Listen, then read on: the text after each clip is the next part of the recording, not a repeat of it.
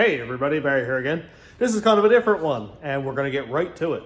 So basically, I bought this battery operated sawzall, which is disgusting. And it came with the drill, the work light, a battery, skill saw, or a circular saw, whatever you want to call it, and this jigsaw. I bought all this for 25 bucks. I have no idea if it worked or not. I had no idea, I should say. Here's the charger. I put a cord on it because somebody chopped it off. I assume it came from a government auction or something like that, and the guy was selling off a bunch of stuff. So I wanted to see if it would work. So Dwayne and I got together and just wired a cord on the end of that, plugged it in, nothing. The battery said it was full charge. None of the tools worked at all on one battery. So that gave us an idea that maybe the battery was cooked and it wouldn't take a charge. And this being Mastercraft gear from Canadian Tire, which apparently is only here in Canada. Every generation of these tools that they make, they discontinue the batteries. So I cannot buy this battery. I looked on eBay, that 54-3064-2.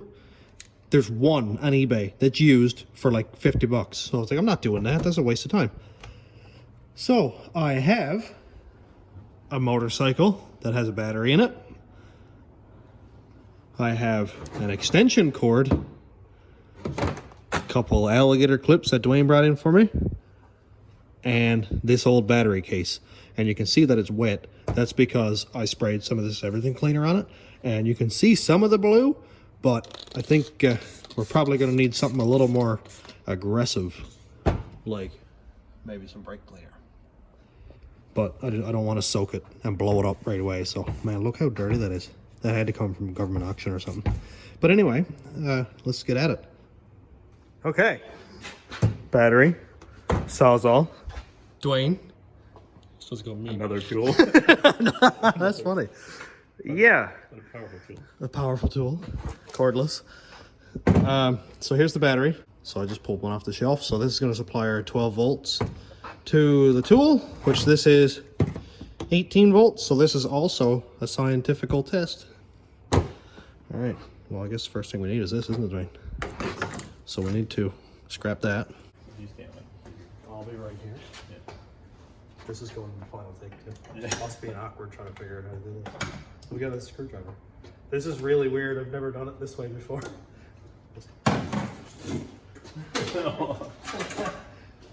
More power. We don't have to convert this one to cordless-ish yet, because the battery still works. So, it would have been faster for me to just use a screwdriver. We need the screws. So apparently, well, not apparently, what we're going to be doing is converting this thing to corded, but also cordless-ish. And we're going to cut up an old extension cord. And Dwayne brought in some alligator clips. From Princess Auto, not a sponsor, but you could be. Could be. Comment down below. Yeah. If Princess Auto comments on this, it's going to be hilarious. Yeah. And Don't lose those. We need those. In that. alrighty, so here's what's in the battery. It is a nickel cadmium. It doesn't say, but I googled it. And we don't need this pin because that's only for recharging. This here is the positive and the negative, and it connects to all of this. So we just need these two pins right here to connect to these two pins here on the sawzall. So you can see here, here's positive, here's negative. Pretty straightforward, very easy. I don't actually know how to get that out. Does that come out? Yeah. Just like dump it? Yep. Don't grind it out. Kaboom. It's dead anyway. Nice.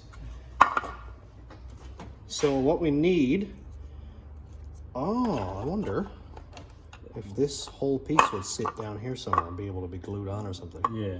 So it's got to come off of the battery here and there, and we need these pins and this little bracket here. So I guess I'll use a drill or something for that. Are you supposed to clamp batteries in a vise? Probably not. great. Makes you sweat. Cringe. Okay, so I said drill, but what I meant was hammer and screwdriver. Ha! It worked. For one, anyway, if it doesn't explode yet.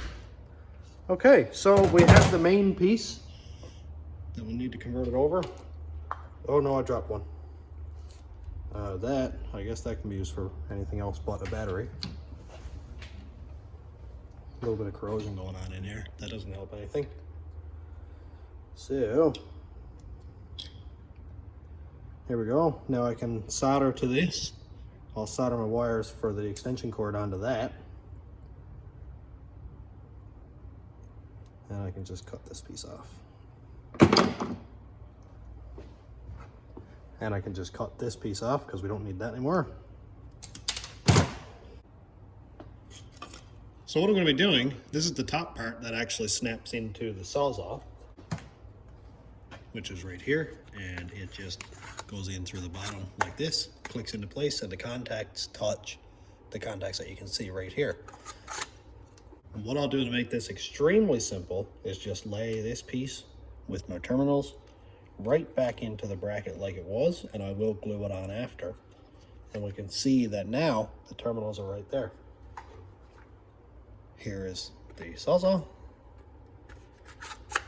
Snaps right into place and connects as it should. And then all I need to do is solder 2 wires from my extension cord onto there. Basically what I need to do is take my 90-year-old extension cord. This is just a 2-wire. And I'll split it down the middle. Like that. Ensuring that I cut directly into the sheath and expose the wires. Because I did that wrong. Grab our wire strippers. So here's the 2 exposed wires. And those can be soldered right on here. And I'll try to do this with my torch. I don't have a soldering pen, so it's going to be kind of crude, but oh, I can actually take the terminals off to solder them, so that'll make it way easier on me anyway. So let's try it. I'm going to try to do this without damaging anything, so I can still use it, because it'd be kind of cool if this actually works.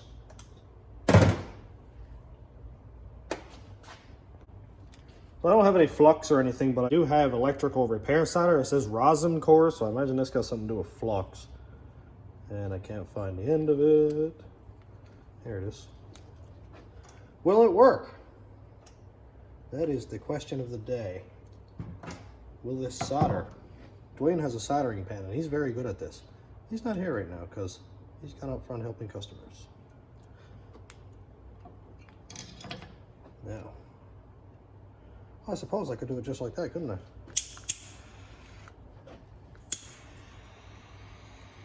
Let's see if it'll solder.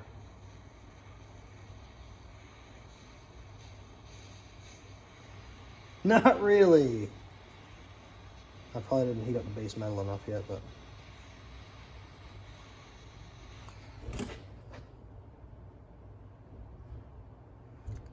not really.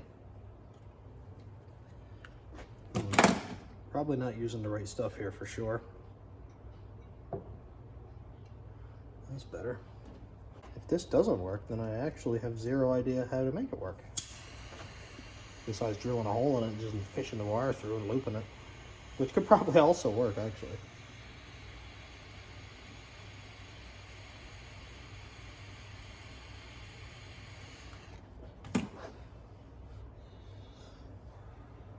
Now, will it stick to the metal is the question.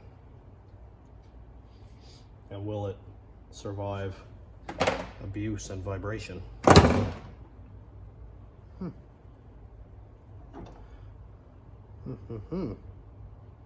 It actually seems like it may have. It must be copper if there's corrosion in it. I like it. Alright, so that was number 1. I just need to remember how it goes on. Which I don't remember. I think it was this way though.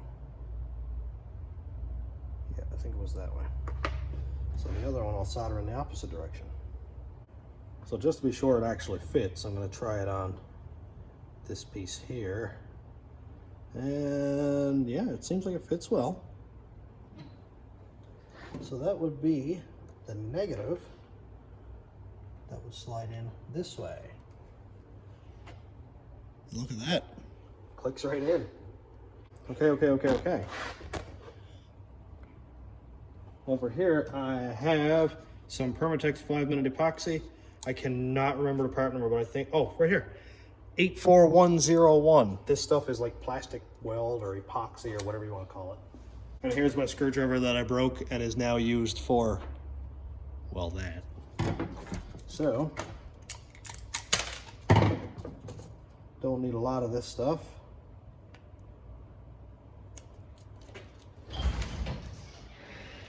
I just realized that you probably can't see anything because there's white paper and there's a reflection, but anyway. I am mixing up the stuff. And this stuff doesn't take long to set up. 5 minutes is kind of exaggerating. So, I'm gonna dab on, I don't know where it goes, I think it's right here. I'm gonna dab some on there. I probably shouldn't have done this yet. I've definitely skipped a step. Well, that's just me. Steps 4, 5, 6, and then I do 1, 2, and 3. And then I have to redo steps 4, 5, and 6. But that's just how I roll, apparently. Okay. All epoxied up. Look at that. So I'm actually going to nip that in the vise just like it is, assuming it'll fit in the vise. Oops. Not too tight.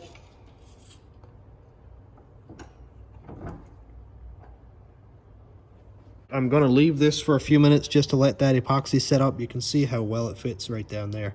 That is perfect. And now I'm going to go drill a hole in the bottom. I want this cord to come out of the back of the sawzall and point back this way. If it came out the front, that would be kind of annoying because it'd always be hitting stuff. So this would be toward the front here where it clicks into the battery pack on the sawzall here, or the connectors or whatever. And this goes on this way. So all I need to do is drill a small hole right there and feed my wire out through it. And you'll see here that I'm using a battery pack drill here, and that's because I haven't had to do this with this yet, but I will. Okay, so the back is right here. Let's just drill a hole front and center.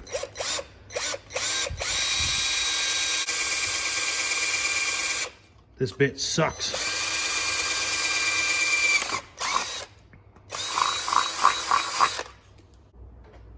Now that the epoxy is dry, I can cut the other end off of my cord. And now I forget where positive and negative is, but I'll deal with that after. Or I should deal with it probably right now. So here we can see positive is right here. You probably can't see it, but well, I guess I can. So that would mean that this wire is positive, and I'm just gonna follow the whole way back through that this left wire is positive. All right, got it figured out. And I cut my positive wire a little bit shorter so I can identify that that's a positive. And I'll refer back to this video if I get mixed up. That's pretty much the whole plan. So just feed it through the hole that I drilled a little bit too small. Hey, not bad at all, actually. We'll feed that right through.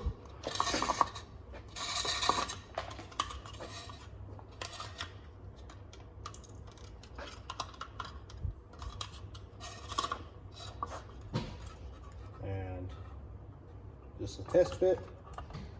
Look at that. Cordless-ish sawzall. And Dwayne also mentioned yesterday that I should tie a knot in this so that it doesn't come apart, or so it doesn't pull the wire out of the back of the battery pack. But I'm a terrible listener, so I forgot. And then I just thought about it again. So we're gonna do that now. Now, if I can do this without messing it up, it'd be kind of cool.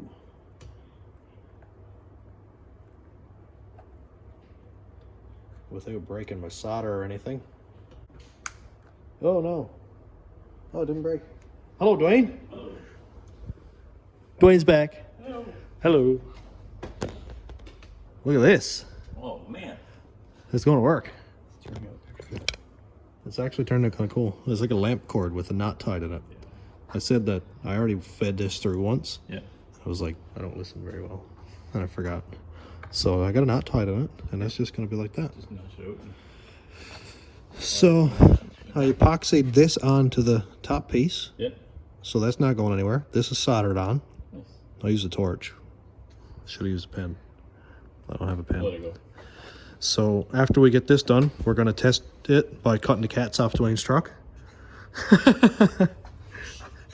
Yeah. Don't tell Michelle. And yeah, this is going to work. So, oh, we need the springy things, right? Yeah, springy things in the little locks so that you can take it and put it on any.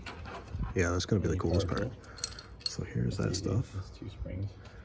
2 springs. So we gotta put a little. That sorry. So we'll have to put a Yeah. little. Not show your drill hole. Aha, I drilled a hole because I'm ghetto. But you already saw it on here.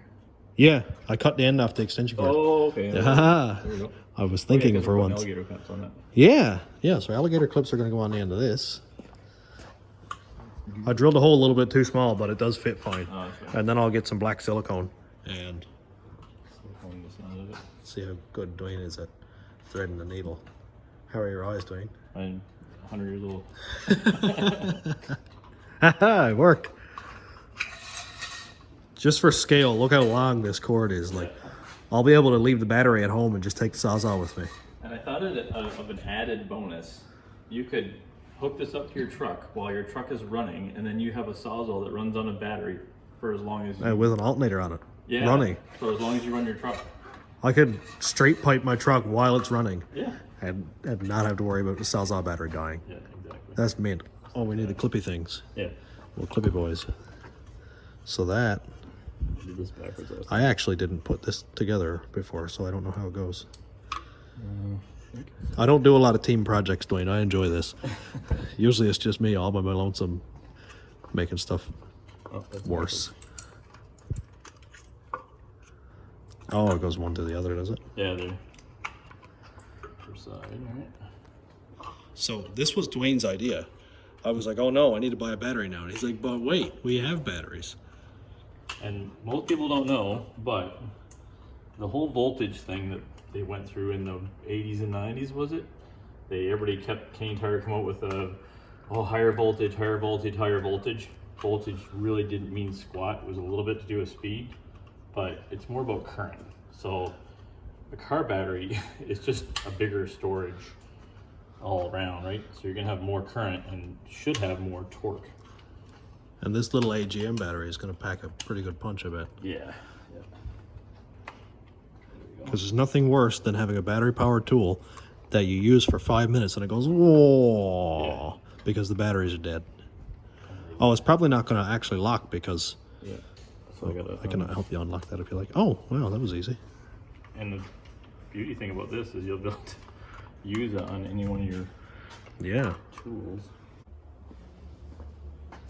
So I pulled on this a little bit too hard and broke the solder off, so I poured a bunch of epoxy on it, because that's what smart people do, is just use more epoxy. I wouldn't know because I'm not smart people, but hey, it should work. Famous last words. So what I'm going to do is just lay this down here and hope it's going to work. Please work. Please work. Tying this knot in this thing is like the hardest thing that I've done all day.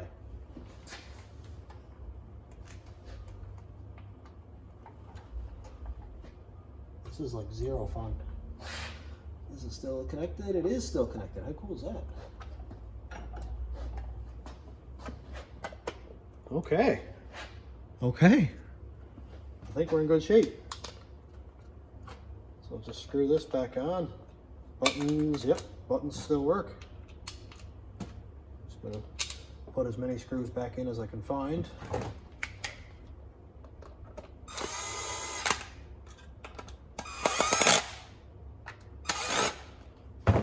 So I drilled a hole in here, I tied a knot behind it, so really there should be no reason that it wouldn't work. But we will see. We'll see if it's going to work or not. Well, I thought I turned the camera on, but I must have missed a button. But anyway, I did put some silicone on this and just ruined a perfectly good microfiber rag. So this side works. Also, I put some dielectric grease down there. I just kind of globbed it in there. And this silicone should harden, assuming I don't mess with it too much.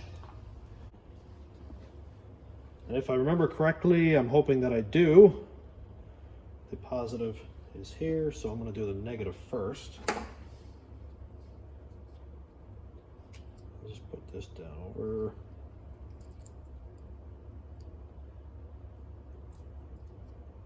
I don't actually know how people crimp these. I think it goes right here.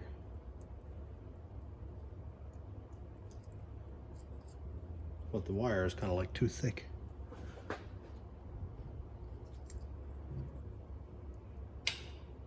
There we go, that's better. So I'm just gonna kind of crimp this together. I don't really think this is correct. I really don't. But I don't know any other way to do it. So I guess this is what it's getting anyway. If anybody knows the right way to do this, can you like tell me?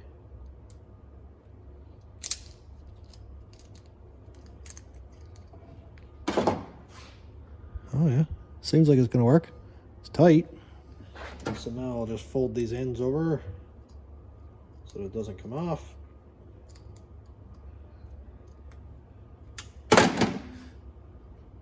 Mint.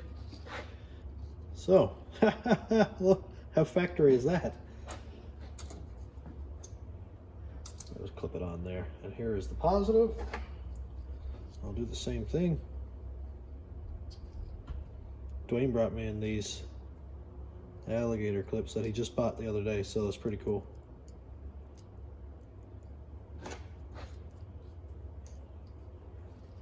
And I'll crimp this one. I still have no idea if this is right or not, but it does work. So I guess who's to say it's not right if it works.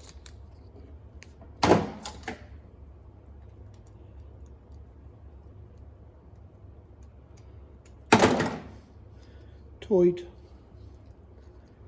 So I guess we're pretty much good to go.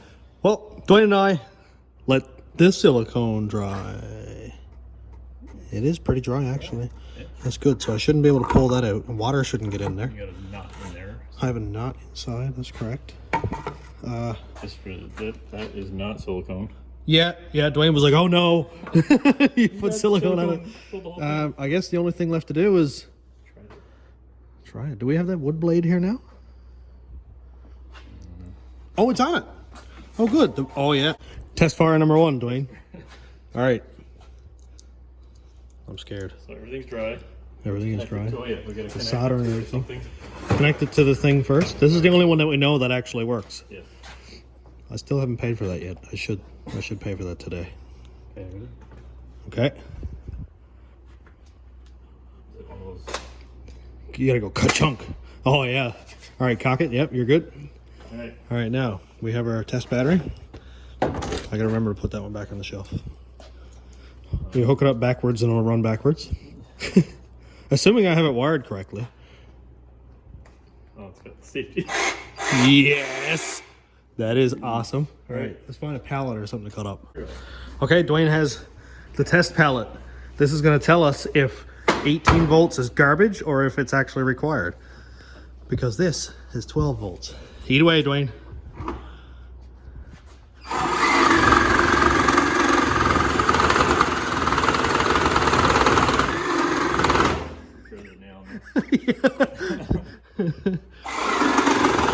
It's not crazy fast, but it's cutting.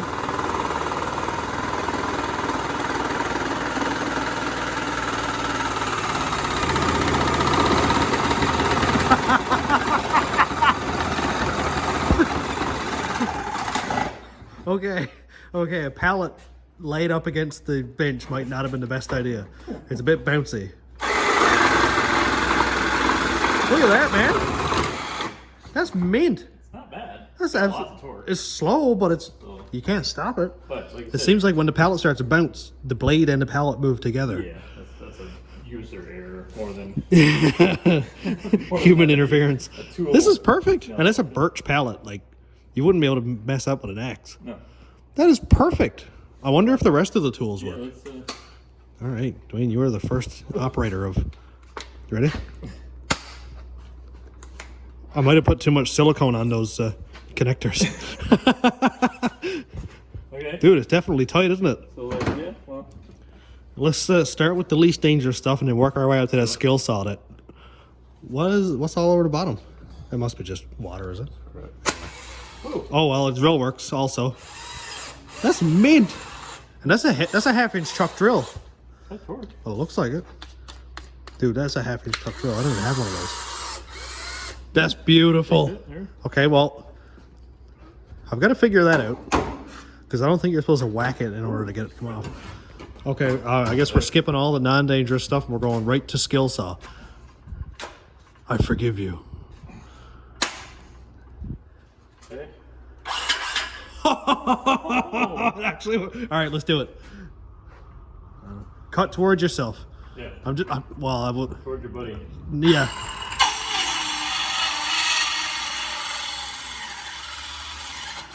Okay, skill saw, not ideal. Yeah. But works. You could, well, that's like 3/4 inch. Yeah. Yeah, that's like 3/4 inch thick birch. I'm never going to cut anything that thick. Okay. That will cut the roof off a Chev truck in the woods, though. And we're using a pretty small battery, so. And we're using, if we had a Full-size car. full-size deep cycle battery, can you imagine? You rode it for a full day. Yeah. Okay, what else we got left? Work light. Oh, yep. Okay. All right, we're going to get the safety. Want me to whack it again? Okay. It's old. It'll break in. Yeah. Ready? Yeah. Perfect. Or it'll break, one of them. Two-man function. Yeah, when you need two people to operate your sawzall. Oh God. It's not very bright, but it does work. It's yeller. It's yeller. I think it smoked some cigarettes in its day. I think, you know what I think? But This worked absolutely perfect. Win. What a win.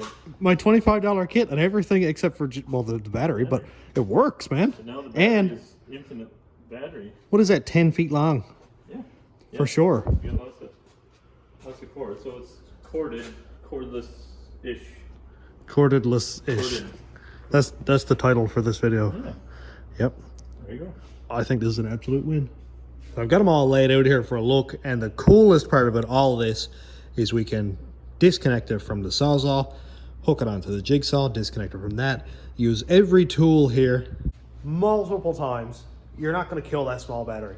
And even then, if you wanted to, you can hook it up to your vehicle as it's running, and it'll charge the battery as you're using stuff. You could drill holes, you can cut lumber, you can do whatever. And 12 volts is obviously not 18 volts, but it works just fine. Trying to cut through this 3/4 birch, not the easiest thing, because it is a hardwood pallet, and it's 3/4 of an inch thick. That's a serious, if you're cutting that much of 3/4 birch, you probably have a much bigger circular saw than I have here. But it's going to work absolutely perfect. I can walk in with my little backpack, have the battery in it, cut up old vehicles in the woods because I need parts for my old truck. So that's like the coolest, dumbest thing that I could have done with a $25 yard sale find, and it actually worked out. So with some help from Dwayne, who's really, really good at this stuff, and you know, I learned a lot in the process too. So this is like super cool. So if you have old tools that are battery powered and they don't work anymore, but the tools work just fine, if the batteries are discontinued like this is, or are really, really expensive like some of them are, you know, you can modify what you have and make it work. So that's going to do it for this video. I hope somebody learned something. I hope somebody learned as much as I learned today, because this is super cool. So if you want to check out more random stuff like this, or the truck that I'm building, a 57 Chev truck, that's sort of a rat rod, 2014 Caravan with the Turbo LS in it, starting at my daughter's 56 Chev this year, hopefully. There's a lot of stuff to check out here. So if you're new, check it out. Thanks to my YouTube members and patrons. If you want to check out my Patreon, it's patreon.com/stationroadratrods. My YouTube members link is down here. And thanks to all the new subscribers and people coming in and viewing this stuff. So it's really cool. getting up close to 10,000 now, which is like super exciting. And also check out the merch shelf just in under this video. That helps me do more kind of cool, fun stuff like this. And thanks for watching. Have a great day, everybody.